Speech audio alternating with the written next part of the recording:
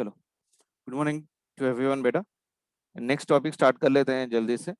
The next topic is right now for me magnetic effects of the current and magnetism.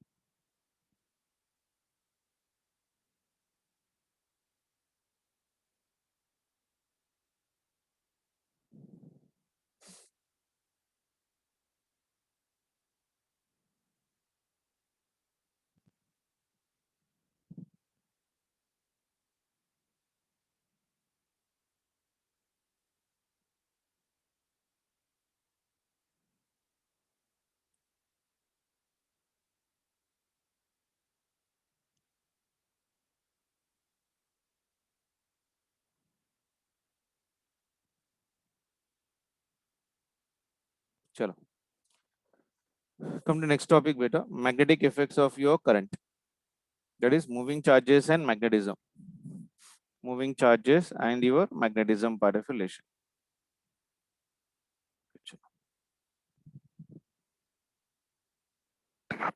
First topic देखो बेटा, इसके अंदर magnetic field. Magnetic field किसको बोलते हैं? देखो बेटा, magnetic field is the region around a magnet where the force of magnetism can act which affects the other magnets, isn't it? ऐसा कुछ होता है बेसिकली। बार मैग्नेट देखो यहाँ पर, बार मैग्नेट देख रहे हो बेसिकली आप लोग। This is a bar magnet, ये नॉर्थ पोल है और ये साउथ पोल है। The magnetic field will start from your south pole, from outer side, and it will terminates at your north pole, isn't it? So ये bar magnet है, ये जो field create करती है इसको हम लोग क्या बोलते हैं? मैग्नेटिक फील्ड बोलते हैं।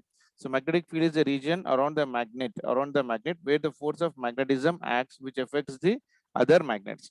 Magnetic field, also known as B field, can be pictorially represented by the magnetic field lines. जैसे मान के चलो करंट कैरिंग वायर में, if I hold the conductor in the right hand such that thumb represents the direction of your current, ये represent कर रहा है current, and this is your thumb, isn't it? And curling of fingers will represents me the magnetic field. उसी तरह से एक loop में, loop of wire में मैग्नेटिक फील्ड देखो बेटा, सेंटर पे स्ट्रेट लाइन है, और जैसे जैसे सेंटर से आप ऊपर जा रहे हो basically the magnetic field lightly will bend and it will make a circle.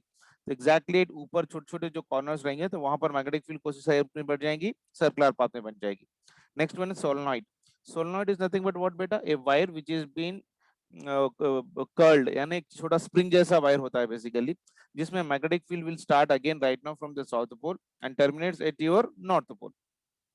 Bar magnetism में भी साउथ पोल से स्टार्ट हो गया नॉर्थ पोल में, एंड अर्थ में भी right now it will start from the one and it will terminate the other and it start from the south and terminates at your north part. So magnetic field produced by the electric current, which can be macroscopic current in the wires or microscopic currents associated with electrons in the atomic orbitals. तो क्या बोल रहा है यहाँ पर देखो, magnetic fields are produced by what? Electric currents, which can be a macroscopic currents in a wire. This is your microscopic currents in your wire part of relation. ये important point है बेटा, इसको याद रखो. So this is your microscopic current in your wires, or it may be your microscopic currents associated with what? Electrons in your atomic orbitals part of relation. ठीक है, so that were the sources. Next one देखो, magnetic field is the amount of the force as बेटा। Sir ये microscopic microscopic current क्या है sir? Microscopic मतलब देखो यहाँ पर माइक्रोस्कोपिक मतलब राइट नाउ करंट में, जिसमें हम लोग करंट कैलकुलेट कर सकते हैं कि इतना करंट इसमें बह रहा है। मान के चलो 5 ampere, 10 ampere, 2 ampere, whereas microscopic current मतलब एटम्स में अगर करंट जा रहा है तो हम लोग उसको ऑलमोस्ट नेग्लिजिबल मानते हैं, करंट रहेगा बट ऑलमोस्ट नेग्लिजिबल, तो उसको हम लोग क्या बोलते हैं, microscopic current associated with the electrons in the atomic orbitals, क्योंकि electron itself is a very small element, उसके अंदर अगर करंट फ्लो हो रहा है तो it will be producing the current बोल रहे हैं बेसिकली, जैसा करंट इलेक्ट्रिसिटी में बोल रहा था हम लोग ने, a moving electron will produce the current, Yes, isn't sir. it? So I is equals to q by t लिखेंगे, charge of electron divided by time, तो वो करंट क्या हो जाएगा right now for me, microscopic, अगर हम लोग atomic level में बात कर रहे हैं, अगर पूरे एक बड़े कंडक्टर के लिए बात कर रहे हैं तो that will be a comparable current, that is called as your microscopic current particulation, ठीक है। Yes, sir. चलो, मैग्नेटिक फील्ड क्या हो रहा है बेटा, बेटा magnetic field is nothing but amount of force which is exerted on a moving charge where the measurement of the force is consistent with the Lorentz law. Lorentz ने क्या force दिया था अपने को, force is equals to your q into your v bar cross of your b, okay. So cross product हम लोग use कर रहे हैं यहाँ पर, direction is been calculated by your right hand thumb rule, everyone take your right hand बेटा, in take your right hand, curl the fingers from the vector v bar to b bar, that will give me direction of force. देखो मैं draw कर रहा हूँ यहाँ पर कैसा आ रहा है, देखो अगर मान के चलो ये वेलोसिटी वेक्टर है v bar और ये वेलोसिटी वेक्टर है b bar and it is making an angle theta यहाँ पर, take your right hand, keep all the fingers in the direction of v and curl the fingers from v to b, अभी जैसा आप लोग का screen पे दिख रहा है ना, उस डायरेक्शन में पूरे फिंगर्स रखो राइट हैंड के and move from v to b, thumb कौन सी डायरेक्शन में जा रहा है देखो, extend the thumb perpendicular to the fingers, thumb कौन सी डायरेक्शन में जा रहा है, ऊपर की डायरेक्शन में जा रहा है, a बार क्रॉस b बार, तो यहाँ पर हो जाएगा इसका force, so this is your force acting on this one, ठीक है ना। अगर मान के चलो वेलोसिटी इस डायरेक्शन में है और मैग्नेटिक फील्ड इस डायरेक्शन में b bar and you're moving from v to b like this, अब take your fingers in the direction of v, अभी हाथ को थोड़ा घुमा दो, so try to keep all the fingers in the direction of your v bar and move it from your v to b, जैसा आप fingers turn कर सकते हो आसानी से, आपको हाथ को टर्न करके पूरे fingers in direction of v में रखना है and move from v to b, so the thumb will be pointing in this direction बेटा, डाउनवर्ड डायरेक्शन, तो ये बन जाएगा इसका force. So direction is given by your right hand thumb rule, direction is given by, यहाँ पर लिख देता हूं मैं, direction is given by right hand thumb rule, आया सभी को, डायरेक्शन आया सभी को, डायरेक्शन आया बेटा, चलो। So what is the magnetic field? Magnetic field is the amount of force which is exerted on the moving charge where the measurement of the force is consistent with your Lorentz force, and that is given by the formula F is equals to how much for me, or sorry, F is equals to your V bar cross of your B bar. F is equals to V bar cross of your B bar, where F is the magnetic force, Q is the charge, V is the velocity, and B is your magnetic field. The SI unit to measure the magnetic field क्या है बेटा, Tesla. Well, the smaller magnetic fields are being measured in terms of what? Gauss. Smaller unit क्या है मेरे पास? Gauss. And 1 Tesla is equals to how much for me? 10,000 Gauss. 1 Tesla is equals to how much for me? 10,000 Gauss. So 1 Tesla can be written as 10 to the power of 4. और mu naught by 4 pi की value होती है बेटा 10 to the power of your 7, 10 to the power of your -7 tesla ampere inverse metre. Mu naught by 4 pi की value कितनी होती है बेटा 10 to the power of your -7, 10 to the power of your -7 is the value of your 1 tesla. So once again देखो, the SI unit of the magnetic force is what? Tesla, and its CGS unit is Gauss. 1 Tesla is equals to 10 to the power of 4 Gauss, and mu naught by 4 pi की value क्या हो जाएगी 10 to the power of -7 tesla ampere inverse metre. तो अगर मैं हम लोग test charge के बारे में बात करें, when a test charge Q naught enters a magnetic field B directed along your negative z axis with a velocity of v bar making an angle of theta with your z axis, then magnetic force is given by the formula F is equals to your Q naught into v bar cross b bar, ठीक है। अगर test charge के लिए हम लोग लिख रहे हैं F is equals to your Q naught into v bar cross b bar, magnetic field कौन सी डायरेक्शन में बेटा z axis में, with a velocity v bar making an angle of your 5 with your z axis, then force will be equal to your Q naught into v bar cross of your b bar particulation. तो इन x direction magnetic field force का formula क्या हो जाएगा बेटा Q naught into velocity along y axis into your b, in y direction में जा रहा है तो velocity x axis इन z डायरेक्शन में जा रहे हैं तो नेट फोर्स कितना हो जाएगा, 0। क्लियर है, म्यूचुअली परपेंडिकुलर होना चाहिए, isn't it? So in x direction में जा रहा है charge particle, in x direction force will be equal to how much for me, q naught into vy into b. In y direction it is q naught into vz in vx into your b, and in z direction fm z will be equal to 0. क्यों, किसी की idea है ये कैसा आया, एक बार मैं बता देता हूँ। देखो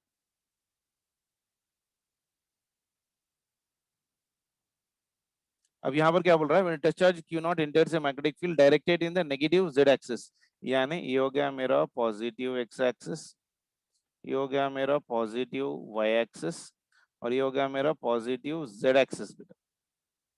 ओके, इसके अंदर का जो फोर्स बनता है वो नेगेटिव z एक्सिस बनता है, इसको मैं अंदरली इस तरह से ड्रॉ कर रहा हूँ। तो अंदर जो बन रहा है, this one is your z axis in the negative.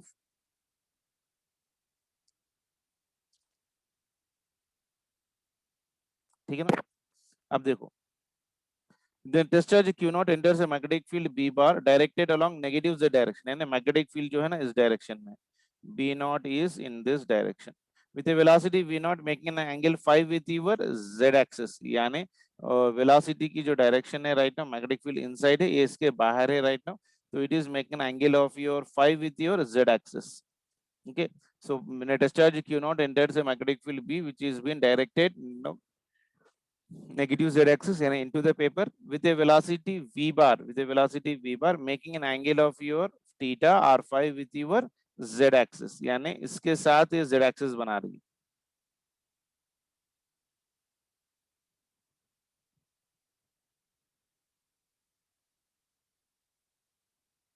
ये हो गया वेलोसिटी। ओके, तो v bar cross b bar will give me magnetic field बेटा, isn't it? In x direction में कौन सा फोर्स आएगा, देखो टेक योर v bar से अब b bar जाओ, the thumb will be directing towards your x axis. If it is along your y axis, the thumb is directed along your y axis. In z axis the force will be 0 क्योंकि along the z axis ही है, तो force along your z axis will become 0, यानी जो direction में force velocity जा रही है उस डायरेक्शन में उसका मैग्नेटिक फील्ड क्या और मैग्नेटिक फोर्स कितना हो जाएगा, 0।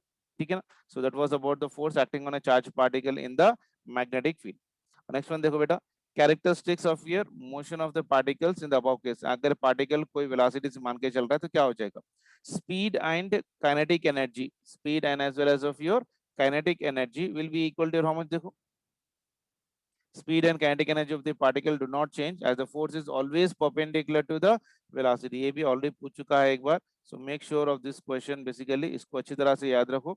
मैग्नेटिक फोर्स जो भी हो रहा है बेसिकली स्पीड इसकी क्या हो जाएगी, speed will be your constant, और काइनेटिक एनर्जी भी इसका कांस्टेंट रहेगा। ठीक है ना, speed and kinetic energy of the particle do not change, they will not change as the force is perpendicular to the velocity, as the force is perpendicular to the velocity.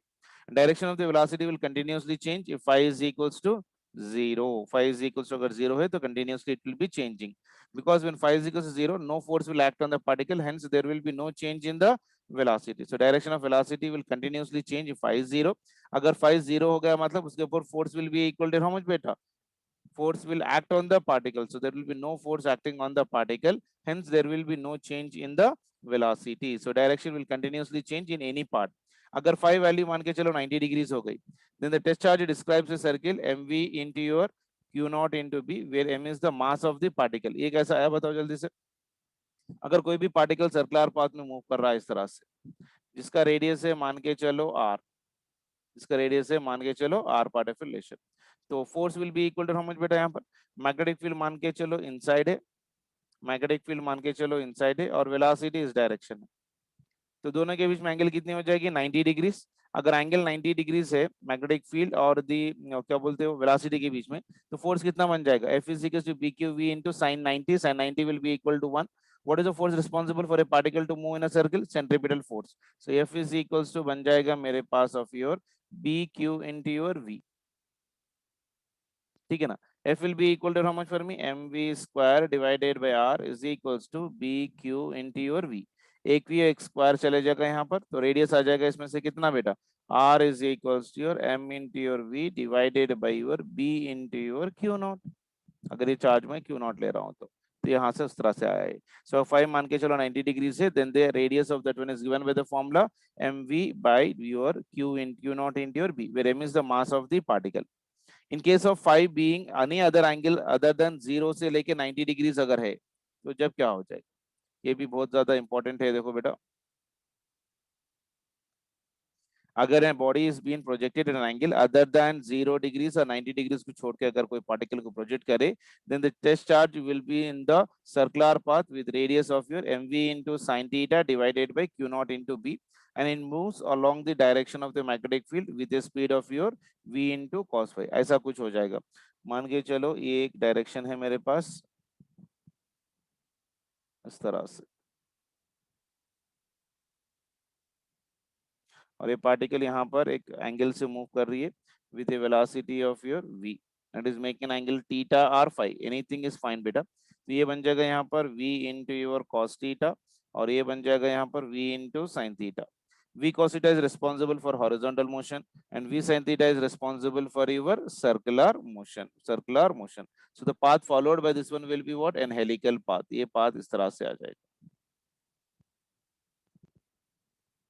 Okay, so v cos theta is responsible for what beta, horizontal motion, and v sin theta is responsible for the vertical motion, that is the reason it is moving in the circular path। और उसका radius कितना हो जाएगा, mv into sin theta divided by your b into your q naught।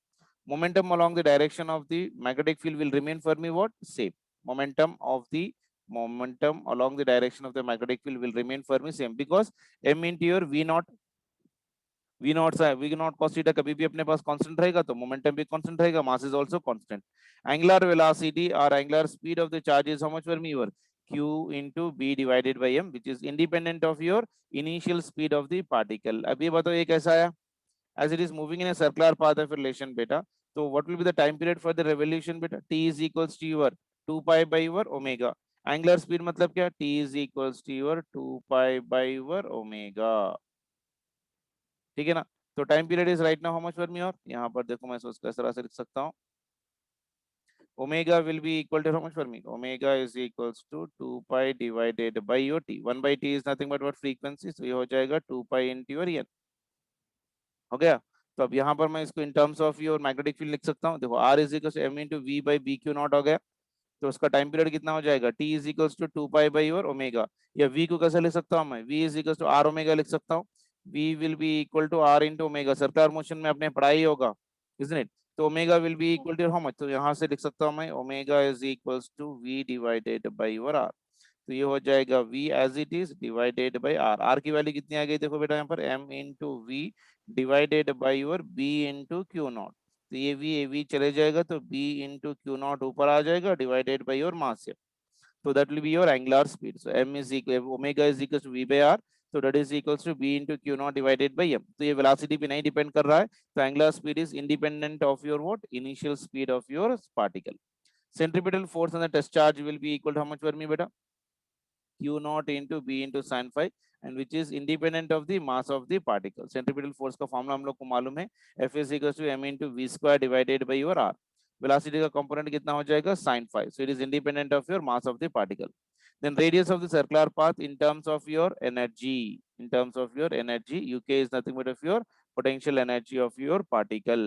Okay, r is equals to under root of your 2m into your uk divided by your q naught into b, where uk is what, potential energy part of relation. ये पूरे फॉर्मूले से जो आप लोग को याद रखना है, बिकॉज अब डेरिवेशन करने का टाइम नहीं है इसको, बेसिकली ये पूरे ऐसे कंडीशन से जो आपको बाय हार्ट होने चाहिए एक ही कंडीशन पे। तो एक ही फॉर्मूला हम लोग ने अभी पढ़ा था, F is equals to Q naught into V into B bar. अगर कोई भी एक चार्ज पार्टिकल एक मैग्नेटिक फील्ड में एंटर करता है, तो उसका फोर्स निकालने का फॉर्मूला क्या है, F is equals to your Q naught into V bar cross of your B bar. And direction is given by what rule beta, right hand thumb rule।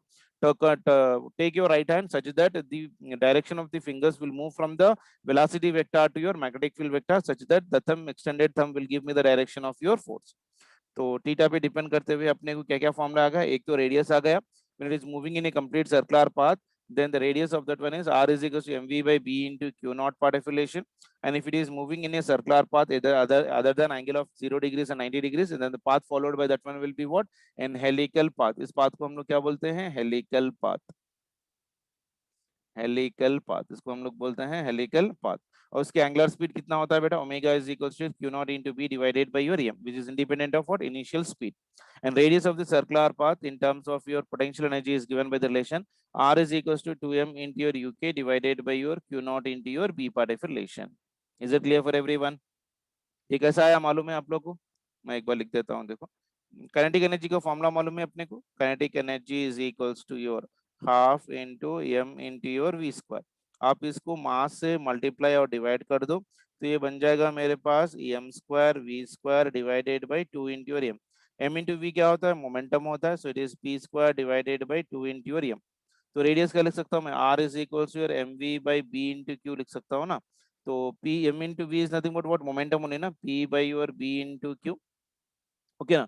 So P कैसे लिख सकता हूँ यहाँ से, देखो इसमें से अगर पी निकाल रहा हूँ यहाँ पर, देखो ये बन जाएगा मेरे पास P is equals to under root of your 2m into your kinetic energy को मैं के से लिख रहा हूँ। This will become for me under root of your 2m into your kinetic energy divided by your B into your Q not. ठीक है ना। So potential energy and kinetic energy will be one and the same if the total energy is equals to 0। Is it clear for everyone? Clear है?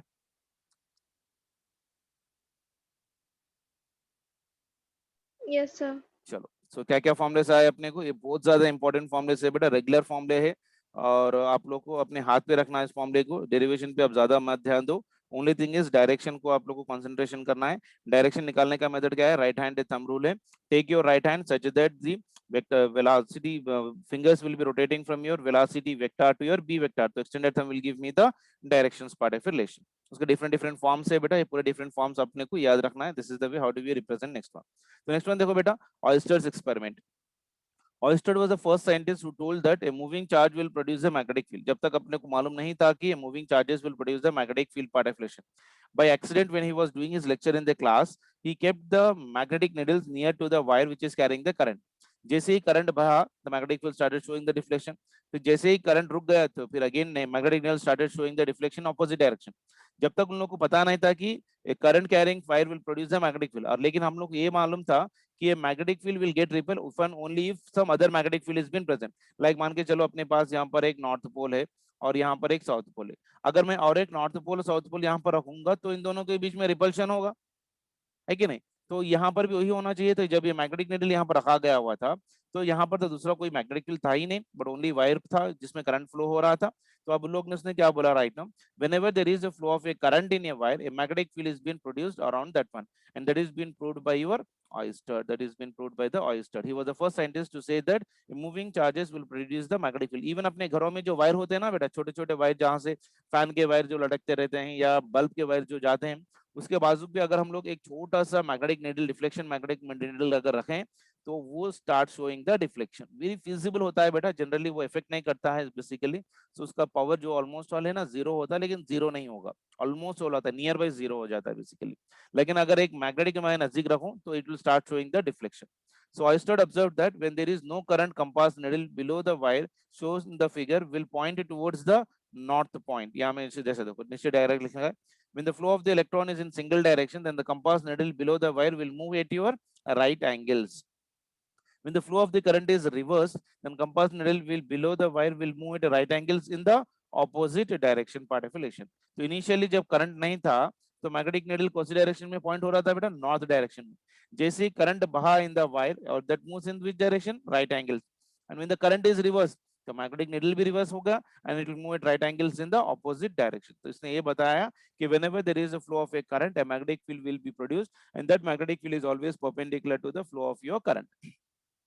ये यहाँ पर experiment है देखो। From an experiment, it is concluded that electrical current produces the magnetic field which surrounds the wire। ये देखो ये wire है मेरे पास यहाँ पर, so इसमें से करंट इस तरह से जा रहा है basically. This is the flow of your current part of relation, यानी flow of your electrons are moving in the upward direction. अगर flow of electrons in the upward direction है तो करंट कौन सी डायरेक्शन में आएगा बेटा, कोई बता सकता है? Downward. Downward direction, very good. तो करंट इसमें आ जाएगा डाउनवर्ड, इसमें हो गया डायरेक्शन ऑफ करंट इस तरह से। Now take your right hand बेटा, keep the thumb in the direction of your current I and curl the fingers and curl the fingers. अगर अपना अपना राइट हैंड लो and keep the thumb in the direction of current, नीचे के direction में, और fingers को पूरों को घुमा दो, तो क्या सर्कुलर पाथ में जा रहा है? सर्कुलर पाथ में जा रहा है इन this direction, clockwise direction, in the clockwise direction. Is it clear? अगर मान के चलो करंट इस तरह से बहा था, मान के चलो this one was of your flow of current, इसमें यहाँ पर आई, यानी इलेक्ट्रॉन कौन सी डायरेक्शन में जा रहे हैं, electrons are moving in the downward direction. तो अब इसके अंदर मैग्नेटिक फील्ड कौन सी डायरेक्शन में आ जाएगी बेटा, take your right hand, curl the fingers in the direction of your perpendicular to the current. देखो राइट हैंड ले लो, thumb in the direction of current रख दो and curl the fingers. Curl the fingers मतलब magnetic field here right now invert, तो magnetic field आ जाएगी concentric circles बना लेते हुए, इस तरह से आ जाएगी मैग्नेटिक फील्ड, यानी यहाँ पर मैग्नेटिक फील्ड जा रही है इनसाइड। तो इसको पूरा मैं यहाँ पर ऐसे लिख सकता हूँ कि magnetic field that is on this side is right now how much for me, this side magnetic field is into the paper. ध्यान से देखो यहाँ पर से अपने कर्लिंग ऑफ द फिंगर्स जो टिप्स है ना, that are going inward direction, और यहाँ पर मैग्नेटिक फील्ड का डायरेक्शन कहाँ पर आ रहा है बेटा, बाहर के डायरेक्शन में आ रहा है। तो यहाँ पर direction is right now in the outward direction, right now in the outward direction. Okay, so ये हो जाएगा इस डायरेक्शन में, एंटी क्लॉकवाइज डायरेक्शन। क्लियर? ठीक है ना, यानी on the right side, right hand side में magnetic field is into the paper, into the paper ऐसे लिखते हैं, और आउट को हम लोग इस तरह से लिखते हैं, this is your magnetic field B bar, this is your magnetic field B bar, and this is also your magnetic field B bar. Clear है बेटा? Yes, sir. As per the right hand rule, if the thumb of the right hand is in the direction of the current, magnetic field will wrap around the wire in the same direction with the remaining fingers. If the thumb of the right hand is in the direction of current, magnetic field will wrap around the wire in the same direction with the remaining fingers part of relation. यानी अपने को अपना right hand लेना है, keep the thumb in the direction of a current, and curling of fingers will give me the direction of magnetic field. ये वाला देखो, current ऊपर जा रहा है magnetic field anti clockwise direction में, अगर करंट नीचे जा रहा है तो electronic current is right now in this direction बेटा, इन द डाउनवर्ड डायरेक्शन। तो मैग्नेटिक फील्ड कौन सी डायरेक्शन में जा रहा है बेटा, कन्वेंशनल करंट ऊपर है, कन्वेंशनल करंट ऊपर है, ऊपर अगर करंट है मतलब electron is moving in the downward direction. तो यहाँ पर भी नेक्स्ट वाला फिगर में भी क्या बोला उसने, कन्वेंशनल करंट की जगह उसने बोला कि electrons are moving in the downward direction. तो उसके लिए भी क्या, इसके लिए भी इसका मतलब क्या, करंट ऊपर जा रहा है मतलब इलेक्ट्रॉन्स नीचे ही जा रहे हैं ना, है कि नहीं? Yes, sir. यहाँ पर अगर करंट ऊपर जा रहा है, दिस इज योर करंट, मतलब electrons are moving in the downward direction. तो यहाँ पर भी electrons in the downward direction ही होगा, तो दोनों के लिए क्या direction same, anti clockwise direction ही होगा। Don't confuse with that one, ठीक है ना? Yes, sir. चलो, so right hand thumb rule is used to determine the direction of magnetic field around the conventional current. So right hand thumb rule is used to determine the direction of magnetic field. So to know the flow of the electron, reverse everything and apply the left hand rule. ये जरूरत नहीं है basically, फिर भी मैं आप लोग को बाद में बता देता हूँ, खाली वेक्टर क्रॉस प्रोडक्ट लगा दो, बाकी का सब निकल जाएगा आराम से बेसिकली। तो ये था अपना मैग्नेटिक फील्ड एंड ऑयस्टर्स का एक्सपेरिमेंट पार्टिकुलेशन। So magnetic force and conductor का फॉर्मूला क्या है, F is equal to Q not into V bar cross of your B bar, और उसके डिफरेंट डिफरेंट केसेस है। उसके बाद अपना था ऑयस्टर्स एक्सपेरिमेंट पार्टिकुलेशन, और उसके बाद अपने पास Biot Savart's law. Magnetic field due to current element at a nearby point is given by the formula B is equals to mu naught by 4 pi I into your ds into your r bar divided by your r cube। मतलब इसका अगर मेरे पास एक current carrying wire है, basically this is nothing but of your I, यहाँ पर कहीं पर मैं मैग्नेटिक फील्ड निकाल रहा हूँ which is making an angle of your theta which is a distance of r।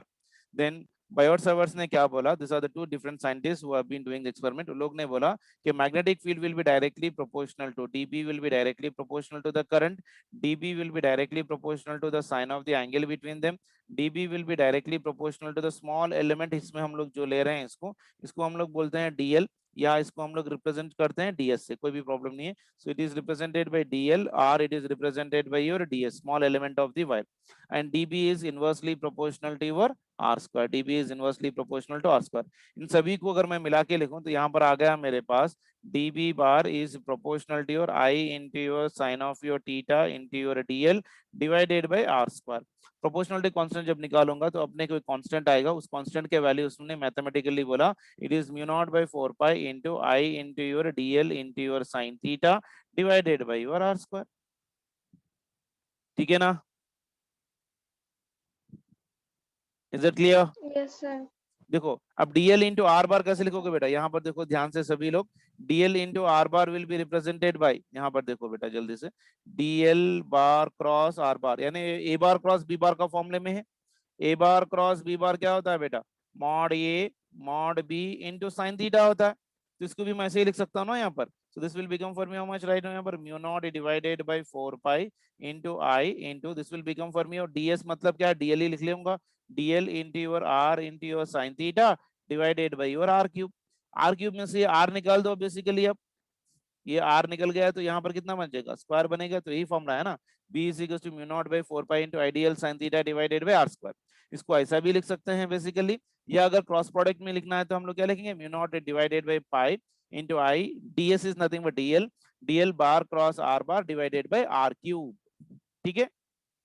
dB क्या होता है, magnetic field. dB is your magnetic field produced by the small section of the wire. ds is the vector length of the small section of the wire in the direction of your current. यहाँ पर जैसे लिखा मैंने, r is the positional vector from the section of the wire where magnetic field is measured. I is the current in the wire. Theta is the angle between the dl and the r part of relation. Mu naught is the permeability of free space, जिसकी वैल्यू होती है basically, mu naught की value होती है 4 pi into 10 to the power of -7 weber per ampere metre inverse. The magnitude of the magnetic field is given by the formula dB is equals to your mu naught by 4 pi ideal sin theta divided by r square. यहाँ पर जो लिखा था मैंने यहाँ पर ये वाला कंडीशन बस. ठीक है. सेकेंड फॉर्मूला क्लियर है. इसके अंदर बायर-सावर्ट्स लॉ का फॉर्मूला क्या है, dB is equals to your mu naught by 4 pi ideal sin theta divided by r square. अगर हम लोग को थीटा में नहीं लिखना है बेसिकली तो क्या हो जाएगा, dB is equals to mu naught by 4 pi I into your dl bar cross r bar divided by r cube. ठीक है. चलो ये पूरा एप्लीकेशन से बेटा, इसकी याद रखना as it is. Magnetic field at a point on the circular loop will be equal to your how much. ये मान के चलो एक सर्कुलर लूप है और यहाँ पर कहीं पर पॉइंट है which is the distance of x. इस छोटे से वायर के वजह से नीचा और ऐसा वाला एक ऊपर, ऐसे कितने वायर्स होंगे, n number of your wires के एलिमेंट्स बन जाएंगे. उसके वजह से अगर मैं मैग्नेटिक फील्ड इस पॉइंट पे निकाल रहा हूँ तो ये हो जाएगा इसका डिस्टेंस इस तरह से, ये हो जाएगा इसका डिस्टेंस इस तरह से, तो ये हो जाएगा इसका नेट. यहाँ पर कंपोनेंट हो जाएगा, कैंसिल हो जाएंगे. ये साइन थीटा, ये थीटा बनाएगा, ये थीटा बनाएगा. Magnetic field is in this direction. ये हो जाएगा dB और ये हो जाएगा dB. तो dB का cos थीटा कंपोनेंट बन जाएगा नेक्स्ट एक्सिस दो एलिमेंट के लिए. वैसे n नंबर ऑफ एलिमेंट्स रहेंगे. अगर इसको मैं सिंप्लीफाई करके बना रहा हूँ तो ये कितना बन जाएगा बेटा, देखो जल्दी से. इसका रेडियस जो है यहाँ पर, this will be the radius right now. ये हो जाएगा radius, that is nothing but equal to your r. और ये हो जाएगा इसका perpendicular distance, this will be under root of your r square plus of your x square. ठीक है. तो इसको पूरा अगर मैं सिंप्लीफाई कर रहा हूं तो अपने को अभी जरूरत नहीं है उसका proof. Magnetic field at a point in the circular loop is given by the formula B is equals to mu naught I into r square divided by 2 into r square plus x square to the power of 3/2. Very important for your competitive examination. Magnetic field due to the point in the circular loop is given by the formula B is equals to mu naught I into r square divided by 2 into r square plus x square to the power of 3/2. Magnetic field at the centre of the coil, मतलब x की value कितनी हो जाएगी, 0. अगर x की value 0 डाल दो ऊपर के उसमें तो क्या बन जाएगा, म्यू नॉट इनटू, अगर नंबर ऑफ टर्न्स मान के चलो n है तो mu naught into ni divided by 2 into r. क्योंकि x अगर 0 हो गया तो that will become for me how much बेटा, r स्क्वायर, इजंट इट. तो कितना बन जाएगा right now for this one, you see mu naught into your ni divided by your 2 into your r part of relation. Clear है. Magnetic field at a very large distance from the center will be equal to how much for me, B is equals to mu naught ni divided by 4 pi into your x cube. ठीक है. So B is equals to, for a very large distance it will become for me 2 into mu naught ni into your a square divided by your 4 pi into your x cap, where a is the area of your circular loop. Okay. In the same way, magnetic field at a very small distance from the center is B is equals to your B is equals to magnetic field at the center into 1 minus 3x square divided by 2 into your r square. Magnetic field B of the Helmholtz coil with the smaller radius and the distance between the centers will be given by the formula B is equals to your mu naught ni divided by your, ये वाला formula बन जाएगा 5 into root 2. इसका calculations वगैरह बहुत ज्यादा है, अब उसको करने की जरूरत नहीं है, लेकिन एज इट इज इसको याद रख लो. ये डायरेक्ट रिजल्ट अपने को अप्लीकेबल होते हैं बेसिकली. अगर सेंटर पे है तो मैग्नेटिक फील्ड का फॉर्मूला होता है B is equals to your mu naught I divided by 2 into r, और अगर नंबर ऑफ टर्न्स है तो n ले लो, that will give me the answer. Magnetic field at a very large distance from the center will be equal to how much beta, B is equals to 2 mu naught ni into your a divided by 4 pi into your x cube, where a is your area of your circular loop. और magnetic field at very small distance from the center लिखना है तो B will be equal to magnetic field at the center into 1 minus 3 into x square divided by 2 into r square part of relation. यहाँ पर are square क्या है, very very lesser than of your C into X square, तो R square plus X square will be equal to your R square बेटा। तो इसको हम लोग सिंप्लीफाई करके लिख ले रहे हैं, so will try to apply this conditions. ठीक है, ये देखो मैंने बैट से जो लिखाया था ना, डीबी और एल के बीच, आर के बीच में जो एंगल होती है, that is nothing but of your theta part of your relation. Now magnetic field due to a current carrying wire arc with the centre वो will be equal to how much बेटा, B is equal to mu not by 4 pi into pi I divided by R. इसका मैं छोटा सा standard formula लिख देता हूं, देखो जनरल फॉर्मूला जो होता है इसका, general formula B is equals to your mu naught divided by 4 pi into your I by your R square into your theta, capital R square ही ले लेते हैं, into theta. Theta should be in radians. Theta should be in your radians. ठीक है, so B is equals to mu naught, ना sorry R square नहीं होगा इसके लिए, तो मैं बराबर लिख देता हूँ, B is equals to your mu naught by 4 pi into I by R into theta. Theta should be taken in terms of what beta? Radians. Theta should be taken in terms of radians. मान के चलो अभी हम लोग किसके बारे में बात कर रहे हैं, magnetic field due to current carrying circular arc, arc के लिए अगर हम लोग ले रहे हैं तो थीटा